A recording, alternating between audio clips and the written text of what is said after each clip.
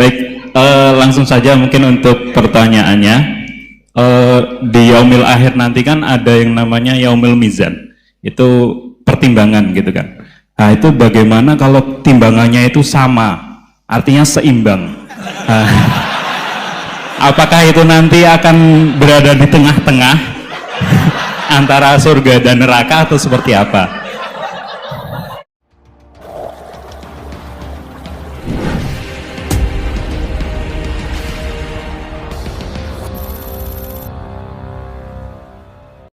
Nama saya Boyi, mungkin agak beda dengan pada umumnya. Saya bukan dari kalangan santri, tapi ketika mendengar ceramah Gus Bah pada awal-awal saya kuliah itu merasa kok kayak sebelumnya kenapa tidak masuk santri aja gitu. Karena ternyata toh yang diajarkan juga banyak dasar-dasarnya atau prinsip-prinsipnya yang sama dari jalur berpikir dan lain sebagainya. Yang ingin saya tanyakan di sini adalah ketika Gus Bah menyampaikan tentang diroyah, mungkin singkat saja Gus, apakah diroyah ini alat atau ilmu universal yang bisa digunakan ketika berdialog dengan orang-orang yang mengatakan itu kan kaidah kalian gitu, itu kan kaidahmu. Ada hal-hal yang memang tidak bisa dipersamakan atau tidak bisa digeneralisir. Ya mungkin seperti itu Gus. Dan juga yang terakhir, kalau boleh saya izin bersalaman boleh Gus. Kesempatan. Oke, Assalamualaikum warahmatullahi wabarakatuh.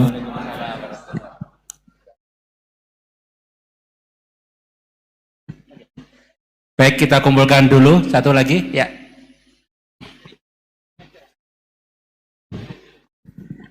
Cek. Bismillahirrahmanirrahim. Assalamualaikum warahmatullahi wabarakatuh. Ya, perkenalkan saya Taufik Satrio, biasa dipanggil Tosa. Ya. Ya. Singkatan. Baik, langsung saja mungkin untuk pertanyaannya. Di yaumil akhir nanti kan ada yang namanya yaumil mizan, itu pertimbangan gitu kan. Nah itu bagaimana kalau timbangannya itu sama, artinya seimbang. Nah, apakah itu nanti akan berada di tengah-tengah antara surga dan neraka atau seperti apa? Kemudian yang kedua itu terkait dengan perbuatan buruk ke orang lain. Ketika kita berbuat buruk ke orang lain itu kan kita istilahnya zalim kepada orang lain. Tapi di lain sisi itu secara zahir kan seperti itu. Tapi di lain sisi di akhirat itu kan kalau secara pahala kita itu membantu orang lain mendapatkan pahala. Nah,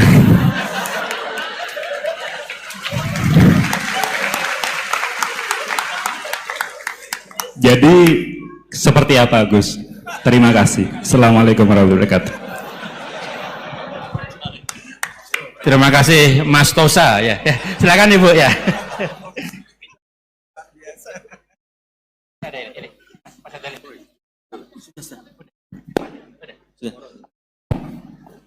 Assalamualaikum warahmatullahi wabarakatuh. Perkenalkan saya Nazrullah Hasanah. Mau bertanya, apakah perbedaan NU sama Muhammadiyah?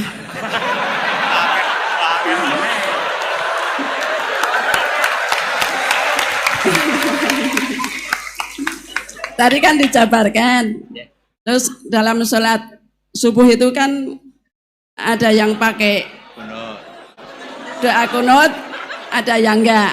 Tolong jabarkan. Wassalamualaikum warahmatullahi wabarakatuh. Waalaikumsalam. Baik Gus, ini ada 3 penanya. Mas Boy tadi terkait dengan diroya, apakah ini universal, termasuk untuk yang non muslim bahkan gitu kan. Kemudian yang kedua dari Mas Tosa, hisab yang seimbang Gus, kasusnya gimana ini. Yang kedua terkait dengan kalau berbuat buruk kan membuat pahala untuk yang bersangkutan itu, seperti orang puasa dikasih minum gitu kan ya. Ya. Terus kemudian Bu Hasanah ini beda antara NU dan MU, kira-kira itu ya. Silakan Gus ya.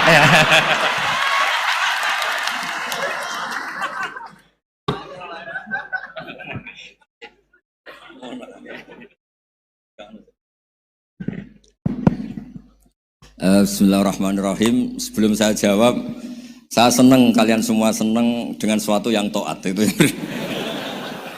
Banyak orang untuk senang nunggu maksiat dulu. Mungkin melihat perempuan yang tidak mahram, melihat sesuatu yang maksiat. Jadi ini spesial. Majelis ilmu tapi apa? Senang. Ini sesuai rencana Tuhan lah. Seorang itu senang dengan taat, senang dengan ilmu. Ini luar biasa, no? Luar biasa. Tadi pertanyaannya kalau diroya. Jadi Islam itu agama untuk logika objektif. Jadi diroya itu ya global, universal. Misalnya saya beri contoh Tuhan yang satu. Itu dulu, saya ulang lagi, dulu itu ada imam namanya Imam Amudi. Itu pengajar matematika, Mas Boy. Pengajar matematika. Itu kan nggak lazim, tapi kiai kok pengajar apa? Singkat cerita, ini cerita keramat. Kalau kalian nggak paham ya keramat sendiri. Jangan nggak paham menentang. Singkat cerita, di antara keramat beliau itu Allah itu nyuruh para malaikat disuruh ngaji matematika sama dia. Ngaji tauhid, tapi disebut sama Allah ngaji matematika. Ternyata apa? Cara ngajarkan gini. Misalnya ngajarkan diterang gini. Titik. Angka 2, 3 sampai 1 miliar 1 triliun. Nisbatusnaini ila ma la nihayatalah. Itu nisbatul fard asli. Angka itu entah 2, entah 3, entah 1 miliar, semuanya dibanding angka 1 itu namanya cabang. Tetap yang al-aslu itu angka 1. Itu otak siapapun, itu akan ikrar dengan logika tadi. Bukan kita Muslim. Semuanya akan tahu angka berapapun jumlahnya, tetap asal-usulnya angka 1. Terus dia gambar ya gambar apa saja, gambar masjid, apa gambar sapi atau gambar apa saja, dimulai 1 titik. Gambar ruwet maupun gak ruwet tetap saja dimulai 1 titik. Nuktotul wujud. Jika kalau zaman saya ngaji, Pak Rektor ngaji dulu diterangkan semua makna Quran ada di Fatihah, Fatihah ada di Bismillah ya, Bismillah itu ada di titiknya, titik nyabak. Nah kenapa ini hebatnya Quran? Kenapa dimulai dari 1 titik? Untuk maklumatkan semua alam raya ini dimulai dari 1 titik, yaitu wujud Allah. Logika seperti itu kan orang nggak nerima gimana? Mbok gambar seruat apapun dimulai dari mana coba? 1 titik. Angka sebesar apapun dimulai angka apa? 1. Jadi diroyah itu ya universal gitu maksudnya. Ya gitu Mas Boy ya. Jadi diroyah itu universal. Ya soal ada yang belum dapat hidayat apa itu nomor 2, tapi logika yang dibangun Islam itu. Terus pertanyaan kedua apa? Draw tadi, mizan. Kamu ingin draw? Ini kasus ini, nggak pernah ngaji Quran itu. Di antara yang diterangkan Quran detail itu Ashabul A'raf apa? Ashabul A'raf, orang yang baiknya sama buruknya itu imbang. Itu sudah disediakan nanti di surga itu ada pagar. Kamu ingin di situ? Pagar pembatas, apa? Pagar pembatas. Di surga enggak, neraka enggak. Jadi kejadian surga dan neraka itu gini, tak terangin ya. Jadi kira-kira gini, kan hisab itu hanya rubu'un nahar, sekitar 2 jam, 2 jam setengah selesai. Jadi 1 dunia ini dihisab Allah, hanya Allah butuh waktu 2,5 jam. Rubu'un nahar. Kenapa gitu Pak Rektor? Karena semuanya datang ini sudah terindikasi dan itu sudah jelas. Misalnya orang yang soleh banget, wajahnya bersinar, bahkan semua tubuhnya bersinar. Yas'anuruhum baina aidihim. Yang pas-pasan, ya sinarnya pas-pasan. Sehingga nanti yang punya sinar cukup di kanan. Yang kelip-kelip agak ini, yang rawan kesaruk ini, yang gelap gulita langsung di kiri. Nah itu terus faduri babenahum bisurin lahubab. Terus Allah langsung bikin pagar. Nah yang rawan kesaruk pagarnya yang kelip-kelip tadi. Yang temangsang ini. Karena yang jelas hitam di kiri, yang jelas putih kanan. Yang abu-abu ini sama malaikat digaruk saja. Nah, terus temangsang di Araf itu. Nah, terus setelah dipagar ini dia punya kegiatan. Kalau melihat neraka bilang Rabbana srif anna adzaba jahannam. Kalau melihat surga ya Allah, ma kuntu asqa khalqik. Saya ini hamba Engkau yang tidak paling sial dan Kau Maha Rahman. Tolong saya jangan dihadapkan ke neraka lagi. Karena itu menyiksa. Wa ahraqaka. Ya ketika melihat neraka itu dia komentar, ya Allah, neraka ini begitu merusak wajah saya. Hawa panasnya itu sudah menghancurkan semua. Baunya juga agak enak. Saya minta saya dihadapkan ke surga bersama Allah. Tapi kamu tidak minta lagi kan? Tidak, saya hanya minta itu tok. Gitu. Nah ini saya pandu. Kalau kamu ngalami tak pandu. Kalau kamu ngalami tak pandu. Sama Allah terus diberi janji supaya tidak minta yang lain. Tidak, saya tidak akan minta lagi. Terus melihat surga. Nah, di surga melihat orang kayak gitu kan. Di surga nanti kalian kan hura-hura semua. Wah, istri yang di dunia kurang cantik, rewel. Yang di surga itu istrinya cantik semua, gak rewel semua. Gak minta belanja, cantiknya gak usah ke salon, pokoknya top lah. Terus dia melihat, tersiksa, cara Jawa ngiler. Wih, masa ngelihat tok? Akhirnya ya lama-lama berani ngajukan, ya Allah masa ngelihat tok? Gitu. Dikasih masuk gitu. Ya terus, tapi kamu kan janji tidak minta lagi. Ya terus ngerayu-ngerayu Tuhan lagi. Akhirnya walhasil nanti kalau betul-betul A'raf itu nasibnya akhirnya masuk surga. Tapi tadi digarap dulu lah, dikerjain dulu. Itu lama sekali perjalanannya, memang lama sekali. Nah soal orang membunuh itu, apa contohnya tadi? Berbuat buruk sama orang lain, ya apapun lah. Berbuat buruk sama orang lain itu, kalau faktanya nanti tobat, Allah yang bisa ngelola itu. Makanya Nabi pernah senyum-senyum, pernah tertawa-tawa. Sungguh ketika Allah menghendaki rahmatnya itu semuanya indah. Yaqtulul qatil fayatubu hadza. Jadi ada orang nyun sewu membunuh, terus dia tobat serius. Kemudian al-maktul yang dibunuh ini masuk surga karena madlum. Qatilnya karena tobat serius juga masuk surga. Ya begitu juga di kedoliman-kedoliman yang lain. Jadi ya makanya tobat itu penting sekali. Ya taruh saja begini yang terkenal ya, contoh Wahsy itu jelas di surga karena syahid dibunuh Wahsy. Apa Hamzah lah. Hamzah ini jelas di surga karena matul syahidan, dibunuh secara syahid oleh Wahsy. Tapi karena Wahsy tobatnya serius, nanti juga di surga. Begitu juga keburukan-keburukan yang lain. Jadi tobat ini misalnya ada orang hartanya dicuri. Tentu yang dicuri ini kalau dia orang baik, ya mungkin secara formal lapor polisi, tapi kalau dia orang baik mungkin ridho lah, sudah itu saya ridho kan. Berkahnya ridho, dia menjadi orang baik karena ridho diuji Allah, hartanya apa? Dicuri. Kemudian yang mencuri tobat, entah harta itu dikembalikan, entah dikasihkan masjid sebagai amalnya yang dicuri, entah apa-apa, Allah ngasih tobat orang ini. Kemudian sama-sama jadi orang baik, kemudian sama-sama di surga. Makanya itu Nabi sampai senyum-senyum, betapa rahmatnya Allah tidak terbatas. Sama lagi, betapa rahmatnya Allah tidak terbatas. Bahkan qatil sama maktul bisa ngopi di surga bareng tadi itu. Karena ya tadi, masyhur itu. Yang paling legenda dalam sejarah Islam kan, saya pernah membunuh orang yang sangat dicintai Rasulullah. Sebagai tobat saya akan membunuh orang yang paling dibenci Rasulullah. Singkat cerita, Wahsy ini menangi bunuh Musailamah al-Kadzdzab. Orang yang ngaku-ngaku Nabi yang merusak tatanan apa? Islam. Apapun itulah, cerita-cerita apapun itu. Makanya saya sering cerita, kalau preman pasar itu tobat, bu, jangan nyapu masjid. Tobatnya tetap di pasar, yang dulu pasar gak aman karena dia, sekarang aman karena dia. Jangan tobat terus nyapu di pasar, pasar diganti soksisennya, pengganti. Itu gak fair apa? Jadi kalau tobat itu harus seimbang dengan zaman salahnya. Zaman apa? Kayak Umar. Ketika dia kafir itu orang Islam dibikin takut. Terus ketika dia Islam, gantian orang kafir dibikin takut. Pertama dia Islam langsung marahnya Abu Jahal pula. Awas kalau ganggu Rasulullah, ngadepin saya.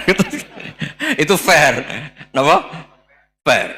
Jangan tobatnya bikin orang takut, lah tobat ke masjid, nyapu. Yang di pasar diganti penggantinya tetap gaduh. Gak boleh, harusnya kalau lama bikin pasar takut, ya sekarang lama bikin pasar apa? Aman. Itu tobat yang apa? Seimbang. Ya kira-kira gitu ya. Nanti tak pandu kalau sudah di A'raf. Terus gimana? Yang ketiga NU sama MU. Satu itu beda seragamnya dan logonya.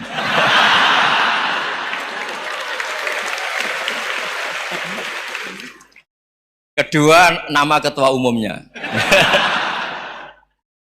Ketiga tanggal acara besarnya. Muktamar Muhammadiyah dan NU itu beda. Sudah beda satu abadnya. Tentu dulu Muhammadiyah. Tapi begini ya, perbedaan itu nggak bisa dihindari. Karena tadi ada sudut pandang apa? Ada sudut pandang itu nggak bisa dihindari. Ini cerita yang nyata ya. Saya ulang lagi, senyata-nyatanya. Andaikan betul Rasulullah itu hanya kunut 1-2 kali, maka kalau menurut mazhab Syafi'i, apa salahnya melakukan sunnah terus-menerus meskipun Nabi itu melakukan hanya beberapa kali? Karena pertama, sesuatu yang pernah dilakukan Nabi pasti akan menjadi sunnah yang terus-menerus. Nabi itu puasa Senin Kemis juga tidak selalu. Salah kalau ada orang bilang, Nabi malah takut kalau ibadah sunat dilakukan terus-menerus, karena nanti takut dikira wajib. Itu masyhur dalam kaidah usul fikih. Tapi yang tidak kunut juga tidak salah, karena ya tadi, Nabi ya pernah kunut, Nabi juga pernah tidak kunut, karena Nabinya orang banyak. Karena bukan Nabi kelompok tertentu, no? Jadi sederhana. Terus menyangkut, ini dengerin betul, sujud. Sujud itu banyak ulama yang mengatakan untuk sah itu harus melibatkan 7 anggota. Umirtu an asjuda ala sab'ati azumin al-jabha wal yaden wal rukbaten wal qadamen. Saya diperintahkan sujud itu melibatkan 7 anggota, yaitu jabha, yaden 2 tangan, 2 lutut, terus 2 qadamen. Tapi Imam Syafi'i ngendikan, andaikan ada pendapat yang mengatakan ukurannya cukup jabha, maka itu juga benar. Karena Nabi ketika sujud ngendikan sajadalaka waj'i wa sam'i wa basori. Ya Allah telah sujud ke engkau wajah saya, jabha saya. Nabi tidak menyebut tangan, tidak menyebut rukbaten, tidak menyebut qadamen. Ini wajah tu wajah, ukurannya itu hanya jabha. Itu kayak iya, kayak enggak. Nah, hal-hal seperti itu yang menjadikan ada ijtihad. Ijtihad itu satu pemikiran yang cara sudut pandang itu kayak iya, kayak enggak. Nah, itu terus ada al-madhaibul arba'ah. Terus ketika implementasi di Indonesia, dulu Mbah Ahmad Dahlan juga ngaji Mbah Soleh Darat, Mbah Hasyim Asy'ari juga ngaji Mbah Soleh Darat. Ketika di Mekah sama-sama ngaji Syekh Khotib Minangkabau, sama-sama ngaji Syekh Mahfud Termas. Jadi ya kalau di keluarga kita itu ya biasa aja, perbedaan-perbedaan itu selama masih ilmiah dianggap biasa aja. Karena memang ngelola sudut pandang itu nggak bisa ditertibkan. Nabi Yahya itu suka berkawan orang soleh. Karena berkawan orang soleh itu enak. Tapi kalau Nabi Isa suka dadani desa-desa tertinggal yang masih macam-macam. Ketika ditanya, kenapa engkau suka berkawan orang-orang gitu? Ana tabibun udawil mardo. Di mana-mana kiai itu ya nyembuhkan yang sakit. Jadi kalau dakwah yang sudah iman tuh akeh tunggale gitu. Tapi dakwah gitu kan tantangan. Itu sudut pandang. Ada nabi itu yang tertawa terus guyon terus. Yang satu murung terus. Ya sama Nabi Isa dan Yahya kan satu angkatan. Mali aroka dohikan fakaan nama tak manumin makrillah. Kamu kok tertawa-tawa terus seakan-akan nggak ada adab saja. Yang satu tanya, Mali aroka abisan kaan nakata kenatu mir rahmatillah. Wong kok murung terus, kok dunia orang rahmat deh. Nah Anda ini orang hebat. Guyu banter ya iso, nangis banter ya iso. Nah itu sudah orang kombinasi itu. Isa ya mau, ya mau, Muhammadiyah ya gelem, NU ya gelem. Ya maksudnya sudah biasa aja. Karena tadi konstitusi NU yang mengatakan ibadah harus ikhlas karena Allah, Muhammadiyah juga sama harus ikhlas karena ya sudah, kalau karena Allah sudah selesai kan. Yang menjadi masalah itu kan identitas untuk hadun nafsi, untuk diri sendiri. Kalau kita ikhlas masalahnya apa? Coba masalahnya apa coba? Imam Syafi'i pernah di Masjid Abu Hanifah yang tidak kunut. Beliau enggak kunut. Ketika tanya, 5 ada taroktal kunut, ikroman di hadal madhab. Saya menghormati madhab ini. Jadi ya biasa. Sebaliknya juga sama. Orang-orang Hanafi kalau Imam Syafi'i kunut ya ikut kunut. Karena kalaupun Anda yakin itu tidak disyariatkan, kamu juga yakin itu tidak membatalkan apa? Sholat. Itu yang perlu dicatat. Kalau Anda tidak yakin sunat, kan tidak yakin kalau itu membatalkan sholat. Jadi sebetulnya kalau dianalisis secara keilmuan itu ya semuanya normal. Karena tadi Rasulullah itu al-bahrul muhit, Nabi itu lautan yang luas sekali. Orang akan mengambil air sesuai kapasitas masing-masing. Dan akan merasakan kualitas air juga sesuai kapasitas masing-masing. Orang yang sangat haus melihat air seteguk ini luar biasa. Tapi yang tidak haus mungkin melihat itu biasa-biasa saja. Jadi makanya saya mohonlah, sudahlah itu biasa saja, apalagi secara sanad ya sama, secara tradisi sama. Ya soal perbedaan harus dengan NU, antara Muhammadiyah juga biasa beda. Mungkin di UI antar rektorat juga beda-beda. Yang satu suka dekat rektor, yang satu suka enggak. Monggo asal itu niatnya ikhlas. Terakhir saya beri cerita, ada sahabat ditanya, "Sifli wajah Rasulillah." coba tolong saya ceritakan wajahnya Nabi kayak apa. Sahabat tuh nangis senangis-nangisnya. Kenapa engkau menangis? Saya tuh tidak pernah melihat wajah Rasulullah SAW. Loh kenapa? Engkau kan sahabat. Sungkan. Sebagai bentuk penghormatan saya tidak berani melihat wajahnya. Sebagai bentuk penghormatan pada waktu Nabi, saya tidak berani sowan. Nabi di dalam punya keluarga, punya istri, punya cucu. Kalau saya sowan tuh ganggu. Ya masuk akal. Bentuk hormat itu tidak ganggu kan. Tapi ada orang-orang yang bentuk hormat, bentuk sayang itu sering datang ke majelis Nabi. Sama-sama masuk akal, bisa didebat gimana? Sama-sama masuk akal. Ya sudah, itu ijtihad maksudnya, itu ijtihad, itu sudah sama-sama masuk akal. Abul Hasan Asyadili itu kalau kemana-mana pakai mobil mewah, pakai baju mewah. Ketika ditanya, Anda ini ulama kok pakaiannya mewah, mobilnya mewah? Ben wong ra kepikiran nyangoni ya. Nah, tapi nek kowe tawaduk melas terus dibalik numbalmu sakit. Ngonang ra iso mulai kiai ini. Ya tapi misalnya semua gitu mesti ada yang salah paham, itu keangkuhan. Tapi kalau semuanya kelihatan gembel, nanti orang trauma jadi kiai. Takut kayak itu. Ya sudah, itu wilayah ijtihad, sudah tidak usah pokoknya sudah, yang penting ikhlas. Anda berani tanggung jawab nanti ketika ketemu Allah Subhanahu wa taala. Nggih, ngoten. Assalamualaikum warahmatullahi wabarakatuh.